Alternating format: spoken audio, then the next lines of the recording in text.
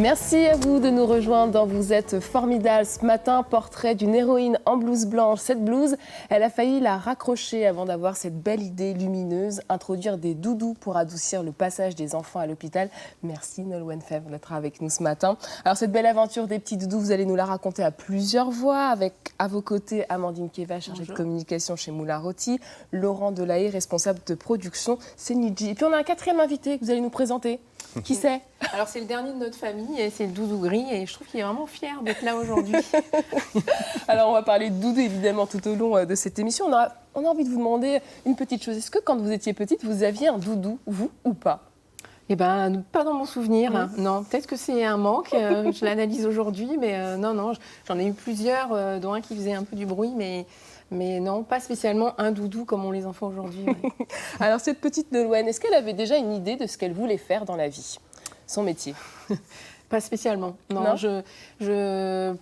je savais que je voulais pas être spécialement derrière un écran, un bureau, même si aujourd'hui j'y passe beaucoup de temps. Mais voilà, je voulais travailler avec des gens en tout cas. Je voulais travailler avec des autres et j'ai passé beaucoup de temps avec mon arrière-grand-mère qui était à la fin de sa vie même très très bien et très consciente et je me suis beaucoup occupée d'elle et une vraie amitié avec l'infirmier qui venait s'occuper d'elle et je crois que c'est quand même quelque chose qui a germé dans ma tête de faire ce métier. C'est ce qui vous a donné envie de faire ce métier, cette rencontre avec cet infirmier? Oui, ouais, tout à fait. Alors on n'imagine pas, quand on ne travaille pas dans le milieu médical, mais à quoi ressemble le quotidien d'une infirmière anesthésiste? Alors, c'est assez facile, c'est de se lever tôt le matin, parce qu'on commence tôt à travailler dans les blocs opératoires, c'est faire de la préparation de salle et c'est assez similaire à un pilote d'avion, de vérifier tout le matériel nécessaire, le bon fonctionnement de tout. On a tout un système de checklist et d'autotest pour s'assurer que tout va bien fonctionner. Donc ça, c'est des automatismes qu'on acquiert assez facilement. Et puis après, c'est l'accueil des enfants, qui est un grand moment et qui est un moment hyper important, même si parfois c'est assez court. Voilà, et qui est un vrai concentré d'échange et où il faut être vraiment vigilant à ce qu'on dit, à ce qu'on fait. Et puis après, c'est de la surveillance, c'est de la collaboration avec les chirurgiens. C'est un vrai travail d'équipe entre ce qui se passe d'un côté du champ et nous. On travaille vraiment ensemble. L'un ne peut pas travailler sans l'autre. Et puis après, c'est toute la phase de réveil, aussi de collaboration avec nos collègues. On travaille en binôme avec les médecins anesthésistes et c'est une vraie relation de travail, mais de confiance et qui amène à des vraies relations d'amitié aussi. Et c'est aussi un travail très intense et qui demande beaucoup humainement et émotionnellement. Oui, tout à fait. Oui, il faut beaucoup de concentration et il faut donner le meilleur de soi-même. Alors le 2 mai 2010, vous envoyez un mail. On va commencer, parce que l'histoire commence comme ça. Oui. Entreprise qui fabrique des jouets pour enfants. Dans quel état d'esprit vous étiez? Ça faisait 13 ans que vous étiez infirmière anesthésiste et vous envoyez ce mail. Pourquoi? Parce qu'en fait, j'en peux plus. J'ai une journée hyper difficile parce qu'à l'hôpital, c'est violent et que c'est difficile. Et que tous les enfants qui arrivent, qu'on arrache au bras de leurs parents, qu'on emmène dans un endroit qu'ils ne connaissent pas, qu'on endort parfois dans des conditions difficiles et qui pleurent. Et il y a une journée où ces pleurs sont devenus complètement omniprésents. Et j'en étais même dans un état où j'appréhendais celui qui allait arriver après. Et je me disais, il y en a encore un qui va arriver, c'est pas possible. Et j'étais vraiment très mal. Et je regardais mes collègues et tout le monde allait et venait à son travail. J'ai l'impression que j'étais toute seule. Et je suis rentrée chez moi, je me suis dit, le problème c'est moi.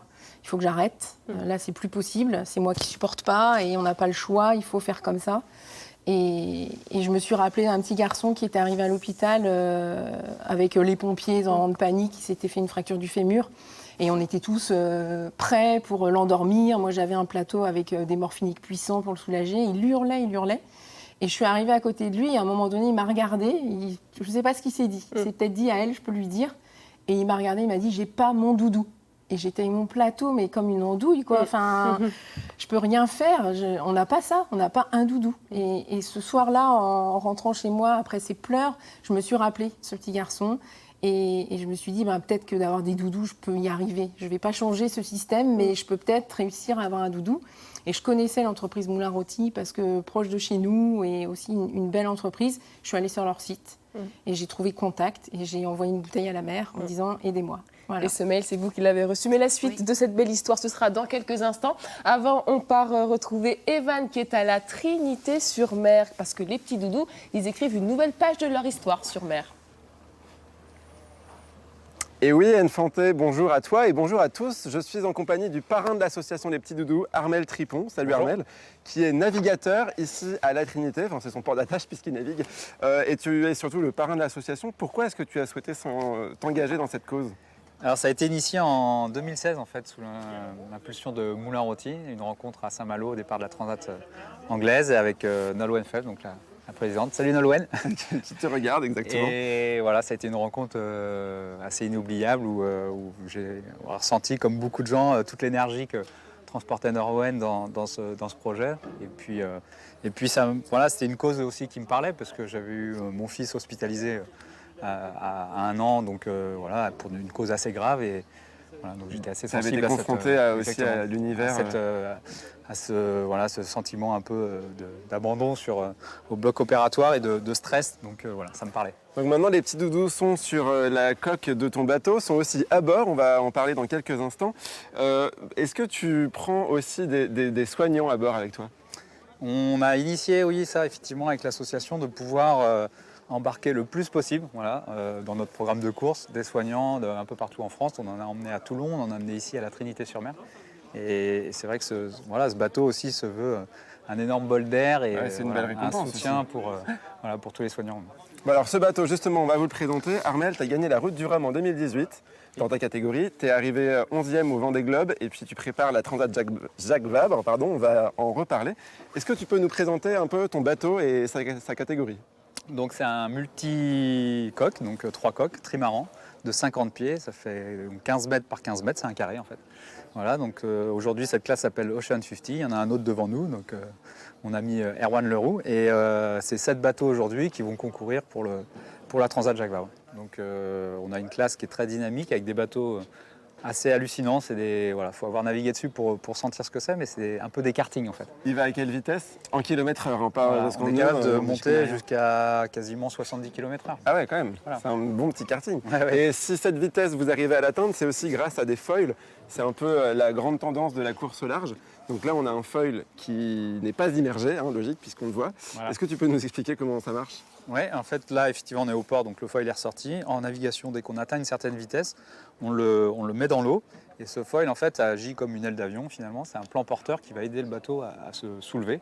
Et en se soulevant, finalement, on enlève de la traînée, donc de la résistance à l'avancement, du frein, et on accélère.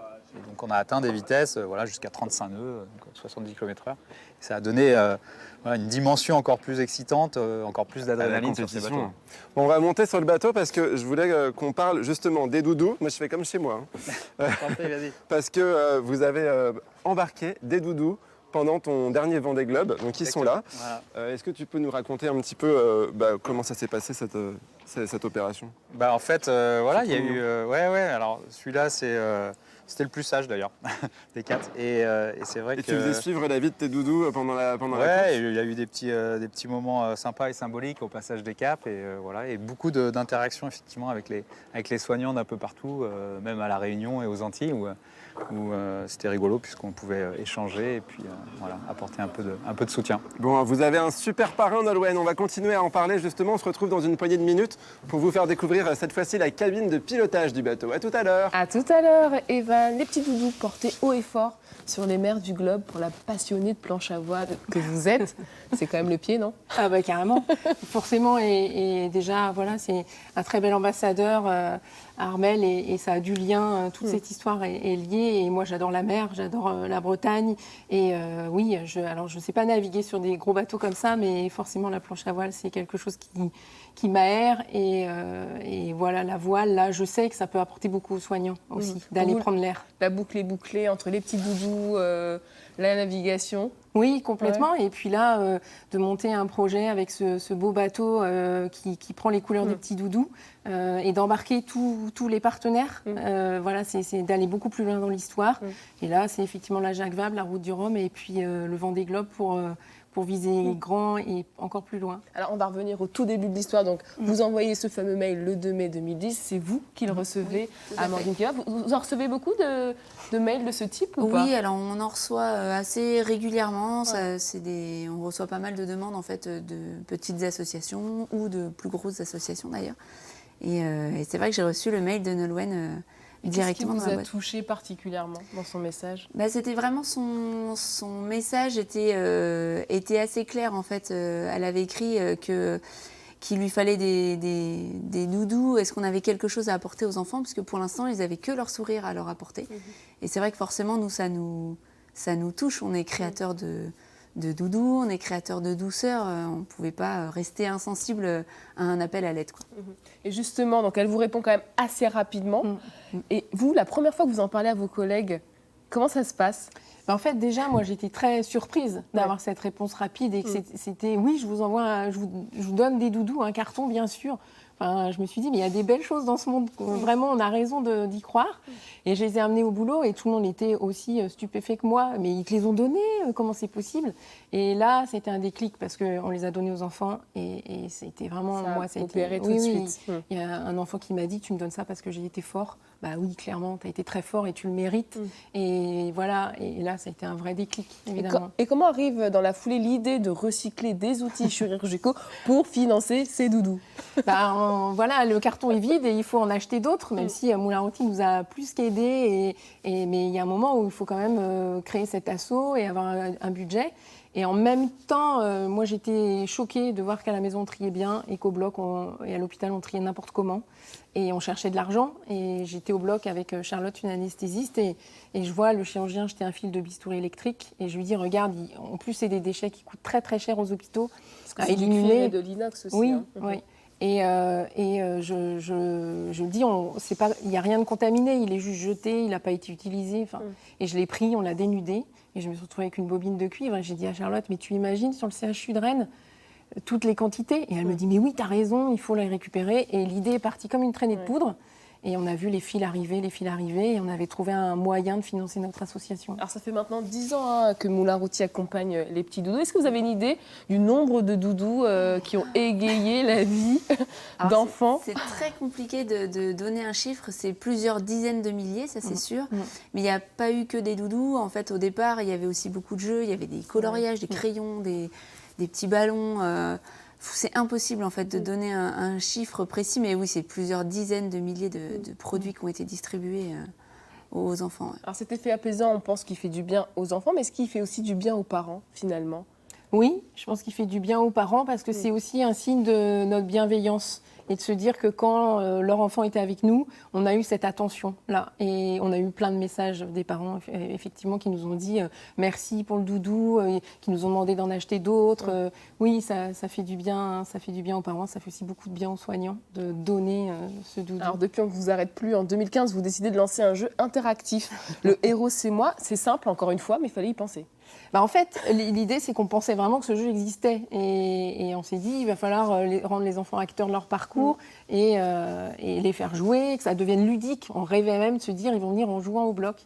Et notre grande surprise, c'est de ne pas l'avoir trouvé, ce jeu. Et donc moi, j'ai peut-être juste cette petite graine de folie de dire, c'est pas grave, on va le faire. Et c'est là que l'entreprise Niji rentre dans l'histoire. Est-ce que vous accueillez de tels projets, vous, au sein de votre structure? Oui, oui, tout à fait. Au travers de notre démarche RSE, on souhaite accompagner différentes associations, différentes sociétés qui font du bien autour d'eux, on va dire. Et c'est vrai que cette histoire, en fait, Niji est une société de conseil, de design et de technologie. Donc on avait, on va dire, toutes les compétences nécessaires pour accompagner Nolwenn. Et Nolwenn, en fait, connaît une personne de chez Niji. C'est comme ça que se fait le pont. Voilà. Est-ce qu'il a fallu aussi se mettre dans la peau d'un enfant hospitalisé? Parce que pour construire un tel jeu, vous qui ne baignez pas dans cet univers, qu'est-ce que vous avez fait pour vous imprégner un petit peu de tout cela? Alors en fait, ce qu'on a fait au démarrage, c'est qu'on s'est mis tous autour d'une table et on s'est dit, raconte-nous ton projet et raconte-nous ce que tu vis au quotidien et on va tout faire pour concevoir quelque chose, mais ensemble. C'est pas nous qui, entre guillemets, maîtrisons les sujets. C'était vraiment histoire de le co-construire, et c'est ce qu'on a fait. Qu'est-ce qui était important dans ce jeu vidéo, jeu interactif, disons? Comment vous avez voulu le rendre concret pour les enfants? En fait, on est parti de la réalité du terrain, comme vient d'expliquer Laurent. C'était les difficultés des soignants. C'est l'infirmière dans le service qui me dit on a du mal à lui prendre l'attention parce que le brassard serre et que du coup, il est dans la méfiance. C'est nous, comment on fait pour que l'enfant respire dans le masque, pour respirer le gaz d'anesthésie qui va l'endormir. Donc, c'était toutes ces problématiques. On s'est dit il faut qu'on les transforme et que ça devienne ludique. Et quand on travaille avec des compétences comme on a eu chez Niji et des gens qui nous disent oui, c'est possible, oui, on va le faire et on va le transformer. Et vraiment, on a fait un travail incroyable de comprendre leur métier aussi, parce que moi, j'y connais rien. Et ces ingénieurs, développeurs qui ont travaillé sur l'appli, d'essayer de comprendre le nôtre. Ils sont même venus au bloc, on leur a dit, voilà, il faut comme ça. Et c'est comme ça qu'on a réussi à faire ce jeu qui est hyper adapté au parcours de l'enfant. Et qui évolue aussi avec le temps. Tout à fait. Ouais, toujours. Tout à fait. Et donc, au fil des mois, des années, on a fait évoluer cette application pour faire en sorte qu'elle s'adapte de plus en plus au parcours de l'enfant et qu'il en apprenne le plus possible, entre guillemets, dans son parcours. Alors, je voulais vous montrer cette photo, un article de Ouest France qui date d'octobre 2018. Donc, François Hollande n'est pas devenu docteur, hein, mais c'est sa fondation qui soutient votre action. Il est venu en personne rencontrer toute l'équipe. Est-ce que c'était une reconnaissance pour vous ? Bien sûr.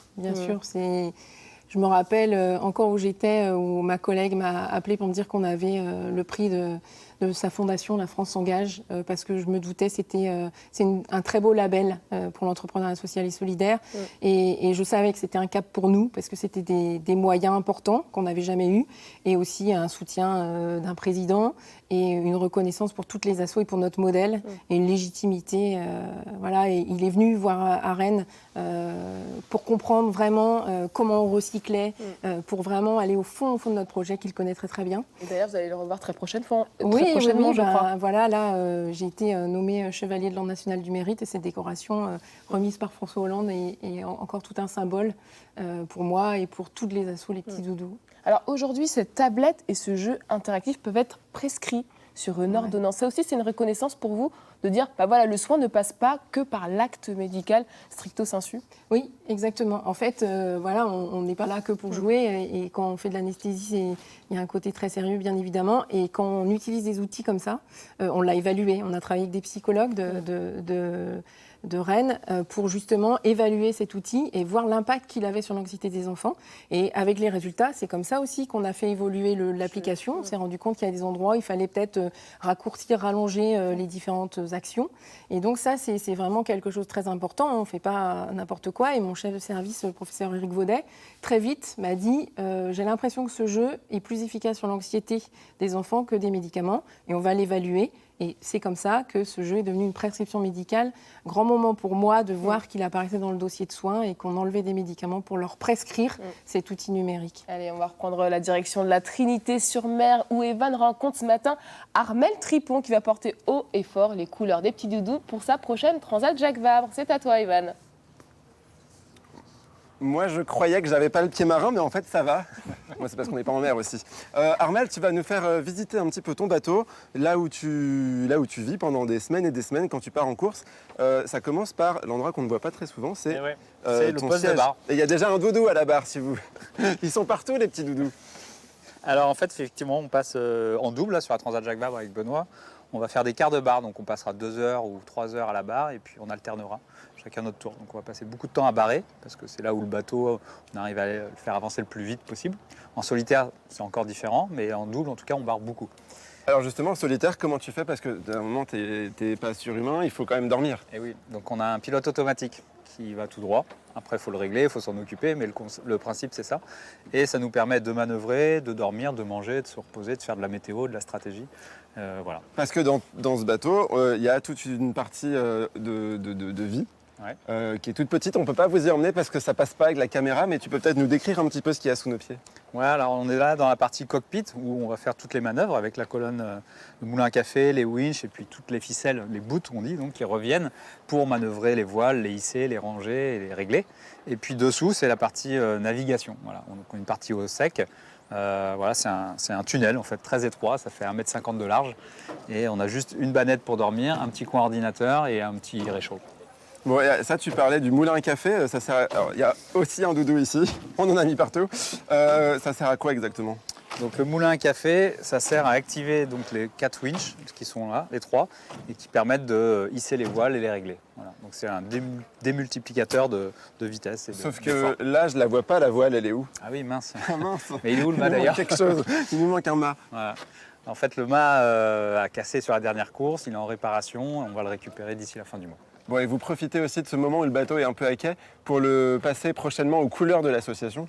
Exactement, on a annoncé là cette semaine, hier, voilà, à l'instant, que le bateau allait s'appeler donc Les Petits Doudous, et effectivement, il va y avoir une belle déco qui va bien être flashy, voilà, pour qu'on puisse voir de loin les couleurs. Qu'est-ce qui te rend le plus fier dans ce parrainage avec l'association des Petits Doudous? C'est la première fois que je vais porter les couleurs d'une asso, enfin les mettre aussi en avant. Voilà, habituellement, ils étaient présents, mais voilà, pas de cette manière. Là, voilà, c'est le nom de course, et donc ça va vraiment avoir un impact fort. C'est plus que symbolique, et voilà, pour moi, ça compte beaucoup. Et comme je disais, c'est une asso qui me tient à cœur, j'en suis parrain, et puis voilà, il y a une belle histoire. Ça t'arrive des fois d'aller dans les hôpitaux, justement, pour partager aussi ton quotidien de navigateur? J'y suis allé un peu après le Vendée Globe, et puis là aussi à l'automne, avec Nolwenn, rencontrer des praticiens, et voilà, échanger aussi avec eux. Ils avaient beaucoup suivi le Vendée Globe, donc c'était aussi sympa de pouvoir mélanger les univers et puis le partage d'expérience. Ouais.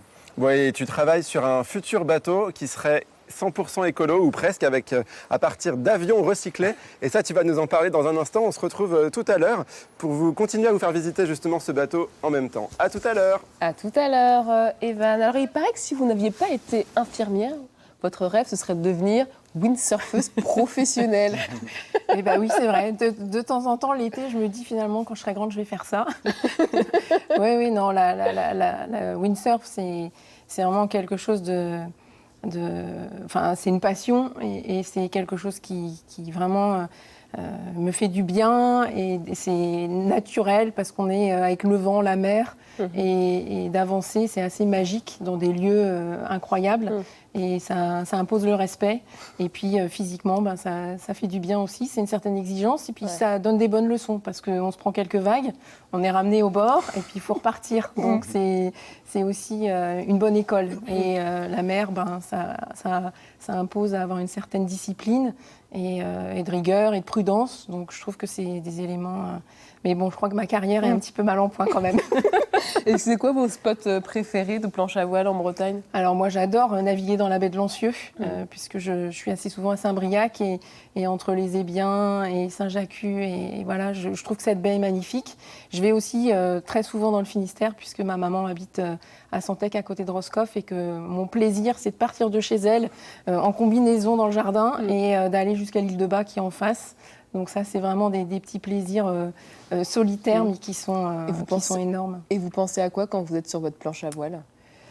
Souvent, je pense à plein de choses. Alors, des fois, ça me vide la tête. Et puis, quand le vent est régulier, que je peux faire des longs bords, ça me permet un petit peu de régler les choses aussi, et de me retrouver toute seule et de faire un peu le point, de se dire, bon, alors, comment on va faire maintenant? Oui, mais c'est exactement ça, ouais. Alors, Les Petits Doudous, aujourd'hui, c'est un réseau de 1500 soignants, 99 antennes en France et même en Belgique. Alors, on avait un petit clin d'œil à faire ce matin pour vous. On va se connecter avec Valérie Vallée. Bonjour Valérie. Vous êtes présidente de l'association Les Petits Doudous Val-Ouest. Alors depuis 2015, les Petits Doudous ont fait leur entrée dans votre hôpital. Qu'est-ce que ça a changé pour vous? Ça a tout changé en fait. On est parti d'une évaluation des pratiques professionnelles où les enfants pleuraient beaucoup, ça ne nous convenait pas. Donc, on s'est rencontrés avec Nolwenn au congrès d'anesthésie à Paris, et on a lancé les Petits Doudous au Val d'Ouest très rapidement après. Et ça a changé le tout pour les enfants, mais pour les parents aussi, et pour les soignants évidemment. Vous vous souvenez de la rencontre avec Valérie, j'imagine? Oui, bien sûr. Et puis je suis très, très contente de la voir. On ne se voit pas assez. On souffre, nous aussi, de ces contraintes-là d'isolement. Mais oui, évidemment. Et c'est plein de belles rencontres, les Petits Doudous. Et Valérie, oui, je n'oublierai jamais, évidemment. Je vous sens un petit peu émue. D'ailleurs, grâce aux Petits Doudous, vous avez aussi, vous, lancé d'autres projets pour continuer un petit peu dans cette veine. Parce que vous êtes dans une salle particulière, je crois, Valérie. Alors, je suis dans mon bureau parce que on a des enfants qui sont opérés aujourd'hui et je voulais pas, par rapport à l'image, avoir de problème. Ouais. Mais oui, même le bureau est décoré, vous voyez, avec nos photos de doudou et c'est formidable. Nolwenn, elle a l'intelligence du cœur, mais elle a aussi l'intelligence de la vie. Elle a toujours une idée. Elle s'arrête jamais et cette idée, elle l'améliore tout le temps, tout le temps. Et c'est pour ça que ça prend partout. C'est pour ça qu'on est presque une centaine d'associations parce que ça plaît. Ça plaît, ça fait du bien aux soignants et à tout le monde. Vous lui devez beaucoup à Nolwenn. Pour vous, c'est une femme inspirante? Là, pour moi, c'est une femme inspirante, lumineuse. Je trouve qu'elle reflète l'infirmière qui a besoin de faire du bien aux gens et qui a aussi besoin de faire du bien aux soignants. C'est hyper important et c'est formidable de l'avoir rencontrée pour moi. Ça fait quoi d'entendre parler de vous comme ça? Parce que tous les gens qu'on rencontre, on nous dit, voilà, Nolwenn, elle nous a inspirés, elle nous a insufflé cette énergie qu'on n'avait parfois plus. Bah oui, c'est un beau message. Et là, effectivement, de dire que ça fait du bien aux soignants et si ça en inspire quelques-uns, parce que évidemment, créer une asso Petit Doudou, c'est du temps, c'est de l'énergie et je sais ce que ça implique. Mais finalement, je sais aussi que ça va leur faire du bien et qu'on va vivre des choses exceptionnelles ensemble. Donc, je me dis, si ça les aide, tant mieux. Et voilà, je le fais naturellement, j'ai pas cette prétention et vraiment, c'est un très beau message qu'elle me renvoie, Valérie, évidemment, mais bon, on fait de son mieux, c'est un peu mon idée. Pareil, Laurent Delahaye, Amandine Keva, les mots qui sont venus aussi quand on a préparé cette interview, c'est confiance. Elle donne envie d'avoir confiance, Nolwenn. Tout à fait. Ouais. Tout à fait. En fait, l'une des grandes difficultés qu'on a eues chez Niji pour ce projet-là, c'était de choisir, on va dire, les collaborateurs qui voulaient intervenir dessus. Ah oui, carrément. Parce que forcément, on ne pouvait pas travailler à 900 sur l'application. Et on avait plus de candidats que de places, on va dire, pour travailler dessus. Donc oui, forcément, oui, c'est inspirant. Tout le monde a eu envie, que ce soit dans nos métiers de design ou nos métiers de développement. Tout le monde voulait contribuer, quoi. Donc...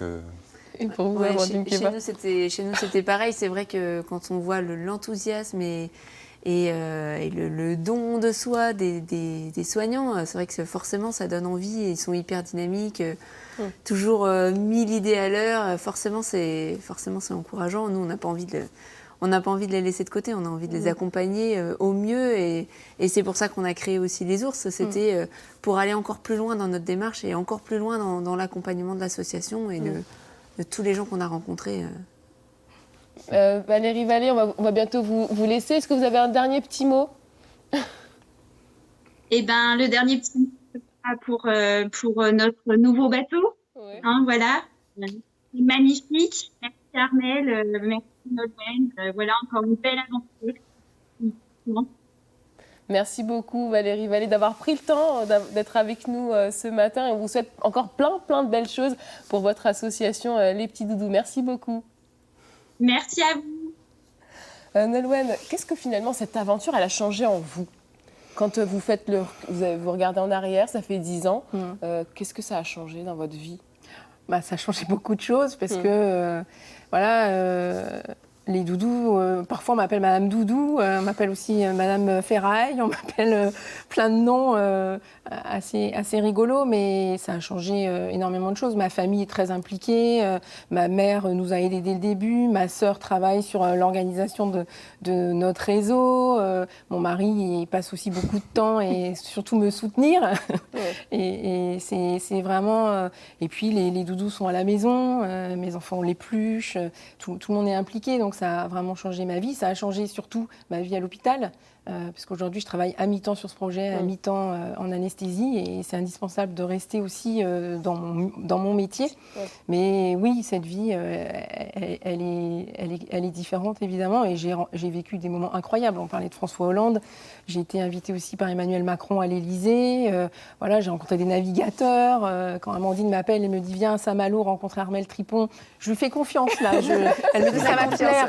Voilà, je ne pensais pas qu'on en serait à avoir un bateau petit doudou sur la Jacques Vabre, mais c'est aussi des moments humains incroyables de rencontrer Laurent, chez Niji, avec leurs salariés. Enfin, c'est des choses dingues, vraiment dingues. Et vous avez aussi lancé une entreprise solidaire, Doudou Développement. Mais comment vous arrivez à allier tout ça? Parce qu'on se demande, mais où est-ce qu'elle trouve le temps? Alors l'avantage, c'est que ça fait 24 heures et que parfois je travaille la nuit à l'hôpital, donc on optimise ça et que j'ai pas besoin de beaucoup dormir. Il faut quand même... j'ai cette chance de savoir optimiser un peu mon sommeil. C'est aussi pour répondre à un besoin des assos, c'est le développement de nos objets dérivés initiés. Le jour où Moulin Rôti me dit on va faire les doudous du logo. Ah bah ouais, ça c'est une super idée, mais comment on va faire ça? Et évidemment, ils étaient là pour nous aider à le faire. Et ça, c'est aussi de structurer, de pouvoir donner la possibilité aux assos d'acheter au prix le plus bas, pour pouvoir les revendre localement et s'assurer une deuxième source de financement. Et donc ça, c'est devenu, c'était anecdotique au départ, de vendre 10 doudous à 10 assos, mais aujourd'hui, c'est des milliers à plusieurs assos, y compris nos vêtements, des objets dérivés. Et on va retrouver d'autres doudous, direction la Trinité-sur-Mer, où Evan est en compagnie ce matin du skipper Armel Tripon. Et oui, j'essaie d'en apprendre plus sur la navigation avec Armel, le parrain de l'association des petits doudous. Armel, pourquoi il y a des trampolines sur les trimarans?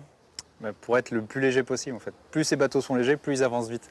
Donc on a 3 flotteurs, un central et puis 2 aux extrémités. Et entre les 3, il faut tendre du filet pour rester léger. Là, tu peux et sauter d'endroit en endroit. Et puis de temps en temps faire quelques pirouettes.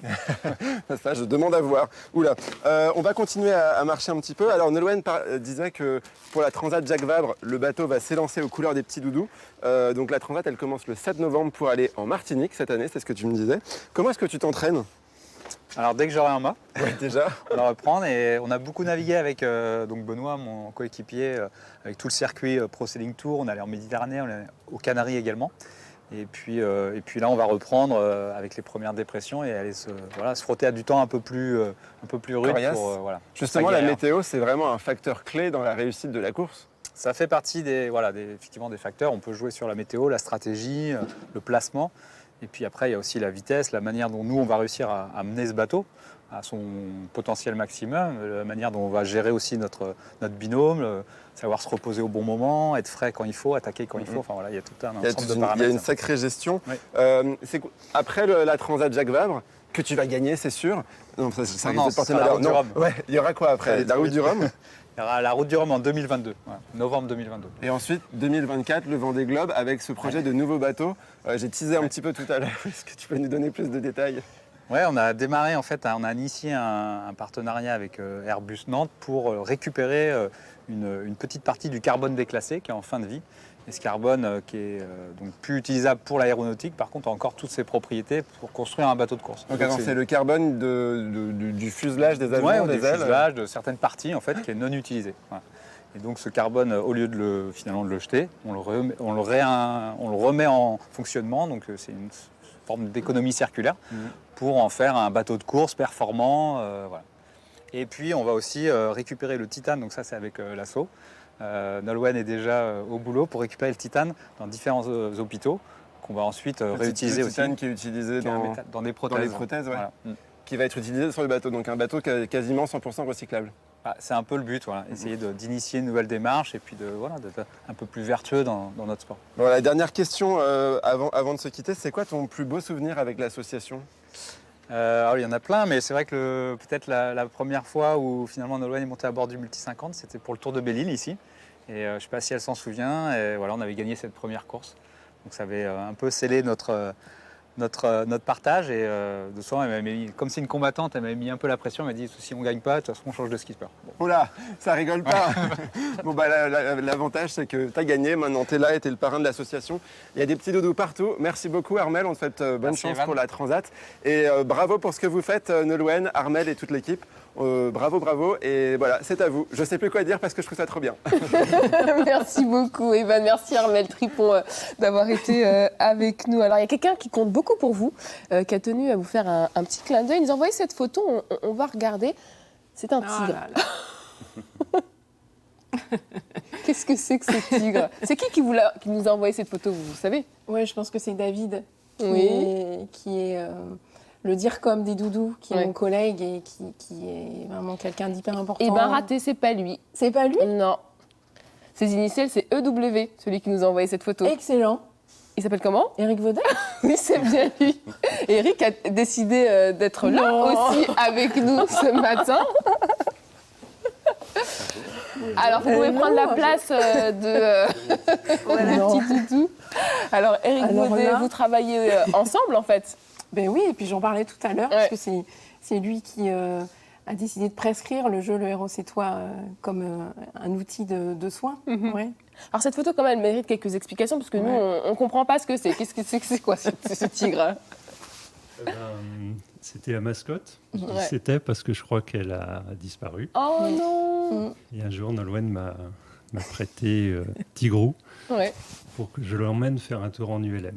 D'accord, on va voir la photo qui va s'afficher prochainement. Donc Tigrou a fait un tour en ULM et puis on a essayé d'envoyer un petit peu de com dans l'association des doudous. Et c'était un moment sympa. Alors, Eric Baudet, c'est le soutien des premières heures? Bien sûr, Ouais. bien sûr. Déjà, c'est mon chef. Ouais. On parlait des chefs tout à l'heure, voilà, moi c'est mon chef. Et puis, oui, je sais que si j'ai besoin de quelque chose, je peux l'appeler, il sera toujours là, c'est sûr. Ouais. Vous vous souvenez de la première fois où vous a parlé de son projet des petits doudous? Alors, en fait, j'étais de garde avec elle mercredi dernier. Je l'ai un peu cuisiné pour réactiver ma mémoire. Mais ça fait 20 ans qu'elle est infirmière anesthésiste, à peu près. Pile. Et moi, ça fait à peu près 20 ans que je suis professeur. Et la toute première fois qu'elle m'en a parlé, de l'association, je lui ai dit, je n'en ferai pas partie. Ah bon? Et en fait, l'objectif, c'était de rester indépendant pour pouvoir la soutenir le mieux que je pouvais. D'accord. Donc, je ne fais pas partie de cette association. Mm. Par contre, oui, je me remémore les moments où... Enfin, c'est Nolwenn, c'est tout le monde. Elle a parlé de David. Enfin, je ne peux pas vous donner tout le nom des IAD, mais quand ils dépouillaient des fils de cuivre et qu'ils avaient 100 grammes, ils étaient contents. Et j'ai appris la semaine dernière qu'il y avait 6 tonnes de cuivre qui attendaient quelque part dans un hôpital français, je ne vais pas dire où. Donc voilà, on passe de 100 grammes à 6 tonnes. Et puis voilà, c'est une sacrée aventure. Ouais. Qu'est-ce que ça vous inspire de voir voilà, tout ce qu'elle a mis en place aujourd'hui Ça me fait penser à faire de la publicité, mais à Apple qui a commencé dans un garage. et quand on voit ce que ça donne, c'est assez impressionnant. Et elle a parlé de psychologue aussi. Alors, il faut savoir que ce qui est assez étonnant, c'est l'alignement des planètes. Mais au mois de décembre, il y a un universitaire, un chercheur en psychologie qui va soutenir sa thèse de science sur le jeu des doudous et le flow et la façon dont on capte les enfants. Donc là aussi, on est passé à un niveau supérieur universitaire en Oui. partenariat avec Université Rennes 1 et Rennes 2. Rennes 1, c'est la médecine, les psychologues, c'est Rennes 2. Et c'est un maître de conférence qui s'appelle Séverine Erel qui a fait le lien entre les doudous, moi, le monde de la science et le monde du réconfort, parce que les doudous, ça paraît simple quand on voit ça, mais en fait, c'est beaucoup plus compliqué que ça. Grosso modo, leur vous faites travail. aussi avancer la recherche, en fait. Grâce Ouais. à cette initiative, C'est l'objectif aussi, c'est ce Ouais. que je disais. C'est du jeu, c'est tout ce qu'on veut, mais c'est sérieux aussi. Et l'anesthésie. Et c'est drôle, parce que tout à l'heure, quand je parlais de la préparation de nos salles le matin comme un pilote d'avion, je pensais évidemment à Eric qui fait du LM. Et c'est ça qu'on apprend, et cette rigueur-là. Et oui, c'est sérieux. Donc il faut prouver aussi que ce qu'on fait, ça a un impact et comment. Donc les études, c'est indispensable. Ouais. quand je vous vois tous, j'ai l'impression que les petits doudous, finalement, c'est une famille, quoi. Bah C'est ce oui, que vous avez sûrement, construit. ouais. Ouais. Déjà, l'anesthésie, c'est une famille, nous on le dit. Voilà, on est. Mais oui, sûrement, ouais. Alors, on est un petit peu chauvin dans cette émission, puisqu'on est sur France 3 Bretagne. Est-ce que vous diriez que ce projet, il a eu lieu aussi parce qu'on est en Bretagne, parce qu'il y a un esprit breton, quelque part, qui renforce tout ça? C'est possible. J'ai appris que la création d'associations, par exemple, c'était quelque chose qui était très facile en Bretagne et qu'il y a énormément d'associations qui se créent en Bretagne. C'est vrai que moi, je me suis dit que c'était facile. On a rencontré d'autres régions où ils se sont dit « Ah oui, mais créer une asso, c'est compliqué ». Je crois qu'il y a un élan associatif en Bretagne qui est assez évident. Donc je pense que c'est aussi quelque chose qui a été possible. Et puis peut-être un caractère breton, de granit, je ne sais pas, il y a un truc peut-être qui... C'est vous qui l'a gardé, ce caractère breton. qui fait qu'on y va. Et ouais, je sais pas. Merci beaucoup Nolwenn d'être venue nous partager votre belle trajectoire. Merci à tous d'avoir été avec nous ce matin. Merci à ceux qui nous regardent. C'est l'heure de la traditionnelle photo de famille puisque vous intégrez officiellement la famille. Vous êtes formidable. Alors je pense qu'on va la faire la photo avec Doudou Gris évidemment. On est obligé. Vous permettez. Et à demain pour ceux qui nous regardent. Allez, c'est parti. Trop sympa, les jolis. Alors, c'est parti. Alors, j'ai toujours un peu de mal avec l'appareil photo.